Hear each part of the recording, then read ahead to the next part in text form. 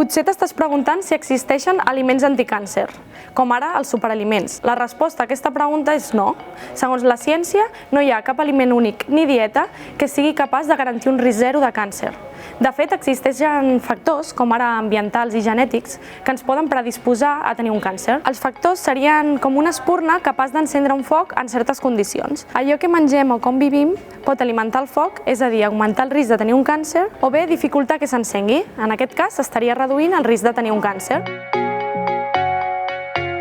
Augmenta el consum d'aliments rics en fibra i antioxidants. Limita el consum de carns vermelles i processades, així com aliments ultraprocessats, begudes alcohòliques i ensucrades. Manté un pes saludable i practica exercici físic regularment, ja que també són factors protectors. Cerca fonts d'informació fiables i no busquis solucions màgiques. I recorda, no es tracta d'evitar o consumir un aliment concret, sinó de cuidar el conjunt del que mengem i com vivim. El risc zero no existeix, però la prevenció pot reduir les possibilitats de tenir un càncer.